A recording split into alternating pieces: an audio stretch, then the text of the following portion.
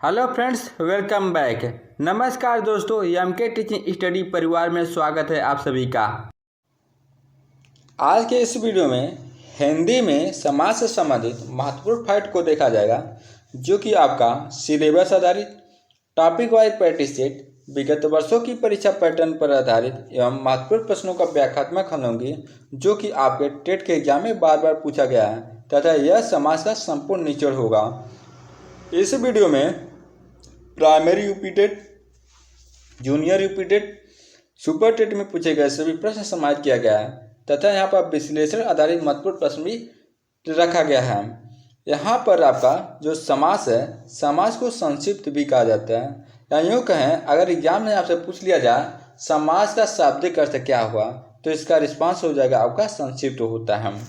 समास जो कि सम आज से मिलकर बना होता है, जहाँ पर सम मीन्स होता है सम्यक या सम्यक मीन्स होता है संपूर्ण या संक्षिप्त। इसके बाद आस मीन्स होता है कथन या आशय से होता है, अर्थात इसका संपूर्ण आशय से हो जाएगा, या यूँ कहें संक्षिप्त कथन को ही हम क्या कहते हैं, समास कहते हैं। अगर इसकी परिभाषा की बात किया जाए तो दो या दो से अधिक पदों के मेल से जिस शब्द का निर्माण होता है उससे हम क्या कहते हैं, समास कहते हैं। जैसे एग्जाम्पल के लिए या यूँ कहें उदाहरण में, रेल के लिए टिकट का एक शब्द क्या होगा, रेल टिकट होगा, इसलिए रेल टिकट आपका क्या होगा, समास हो जाएगा। इसके बाद आता है आपका समास के प्रकार। समास के 6 प्रकार होते हैं। अब इसे याद कैसे रखेंगे, वो भी हमेशा के लिए। तो हम जानते हैं एक वर्ष में 12 मास होते हैं और 12 मास का जो आधा होगा आपका 6 होता है। इस प्रकार हम याद रख सकते हैं कि समास 6 प्रकार के होते हैं। तो आपका यहाँ पर पहला समास है अव्ययभाव समास, सेकेंड है आपका तत्पुरुष समास, थर्ड है आपका कर्मधारय समास, फोर्थ है आपका द्विगु समास, 5 है आपका द्वंद्व समास, 6 है आपका बहुब्रीहि समास। इसके बाद आते हैं आप बहुब्रीहि समास। बहुब्रीहि समास क्या होता है इसके बारे में देख लेते हैं। जहाँ पर पहला है आपका अव्ययभाव समास। अव्ययभाव समास में अ मीन्स क्या होता है, नहीं, और व्यय मीन्स क्या होता है, खर्च, और इससे व्यय को हम विकारी भी कहते हैं तथा व्यय मीन्स परिवर्तन भी होता है। तो इस प्रकार हम कह सकते हैं अव्ययभाव समास में जहाँ पर परिवर्तन नहीं होता है इससे क्या होता है, अव्ययभाव समास होता है। यहाँ पर अव्ययभाव समास में पहला पद क्या होता है, अव्यय होता है तथा पहला पद प्रधान होता है, अर्थात जहाँ पर उपसर्ग लगा, जो भी उपसर्ग कैसा होना चाहिए, सार्थक शब्द होना चाहिए। तो वहाँ पर क्या होता है, अव्ययभाव समास होता है। जैसे प्रतिशत, प्रतिपल, प्रतिदिन, जहाँ पर आपका प्रति क्या है, आपका अव्यय होता है। और इसके बाद अव्ययभाव समास में जहाँ पर शब्द की पुनरावृत्ति होती है, जैसे कभी कभी, अभी अभी, धीरे धीरे आदि शब्द को अव्ययभाव समास में जाना जाता है। तथा जहाँ पर नदिवाचक संख्या होती है वहाँ पर भी अव्ययभाव समास होता है। जैसे पंचगंगम, द्विगुणम आदि, ये क्या है आपका अव्ययभाव समास के उदाहरण है। इसके बाद आता है सेकेंड है जो आपकी तत्पुरुष समास है। तत्पुरुष समास में जहाँ पर कारक चिन्ह का लोप हो, इसमें क्या होगा कि बाद का जो पद होता है प्रधान होता है। जैसे राजकुमार, जहाँ पर राजा का कुमार को क्या कहा जाता है, राजकुमार। यहाँ पर आपका समास विग्रह में का है, जो का कारक चिन्ह का लोप हुआ है, इसलिए आपका यहाँ पर का राजकुमार एक तत्पुरुष समास है। तथा सेकेंड उदाहरण आपका गंगा जल, गंगा का जल, यह आपका तत्पुरुष समास का उदाहरण है। इसके बाद आपका आता है कर्मधारय समास। कर्मधारय समास में आपका कर्म की धारणा का भाव प्रकट होता है, जिसमें आपका पहला पद क्या होता है, विशेषण होता है। जैसे उदाहरण के लिए काली टोपी। काली टोपी में आपका काली जो है टोपी के जो है कि विशेषण क्या, विशेषता क्या हो रही है, काली है। तो यहाँ पर आपका क्या हो जाएगा, कर्मधारय समास हो जाएगा। इसके बाद आपका आता है फोर्थ नंबर पर द्विगु समास। द्विगु समास में क्या होता है, इसमें पहला पद क्या होता है, संख्यावाची होती है। पहला पद क्या होता है, संख्यावाची होती है। दूसरा पद क्या होता है, इसमें प्रधान होता है, या यूँ कहें संज्ञा भी दिया जाता है।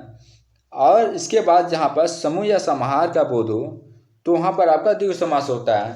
जैसे चौराहा, चार राहों का समूह, चार राहों का समूह में जहाँ पर पहला पद क्या होगा आपका संख्यावाची है, इसलिए यहाँ पर आपका द्विगु समास होगा।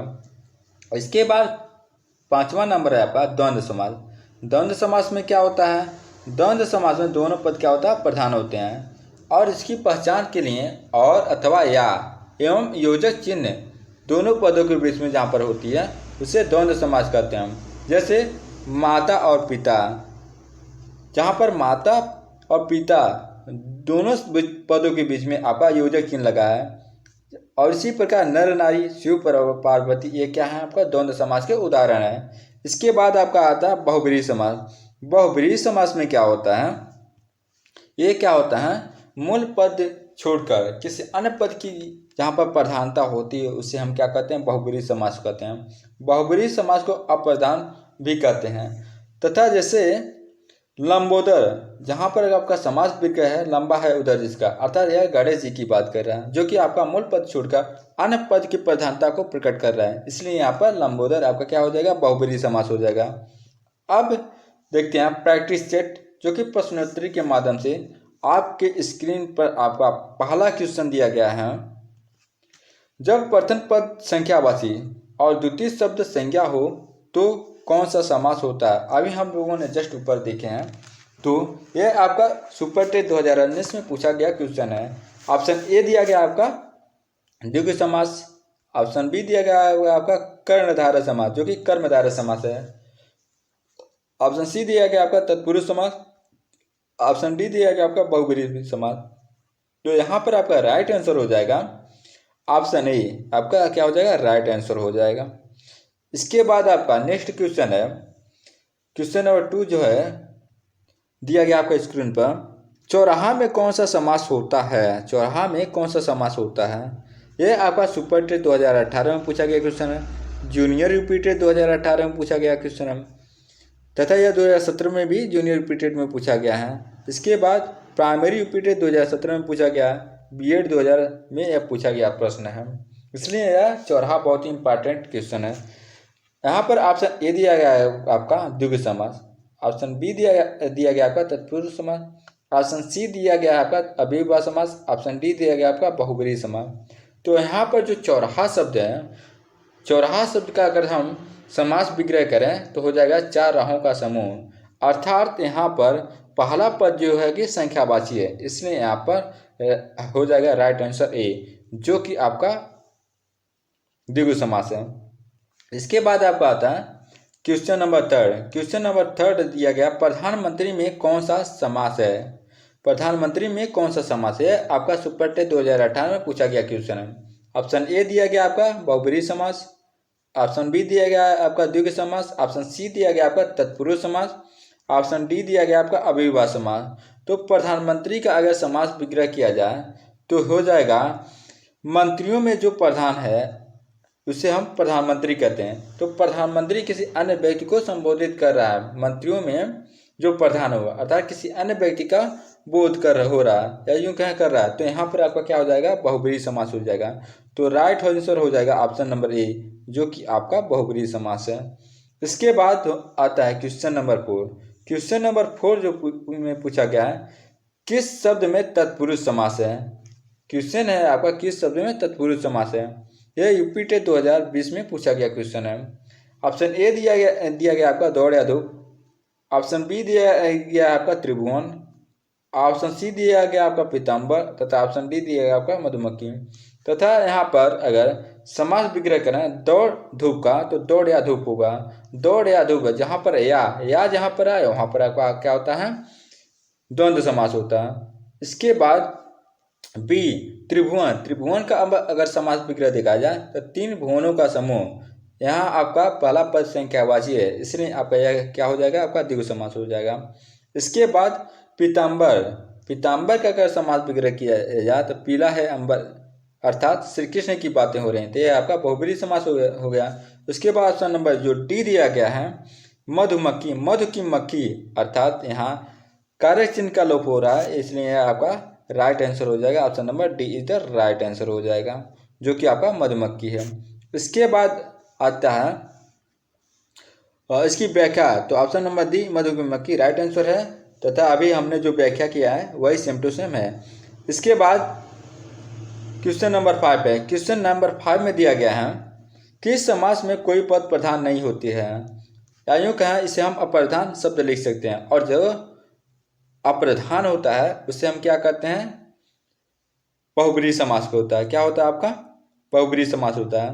तो यह आपका क्वेश्चन जूनियर यूपीटेट 2018 में पूछा गया क्वेश्चन है। तो आपका ऑप्शन नंबर बी यहाँ पर क्या हो जाएगा, राइट आंसर हो जाएगा।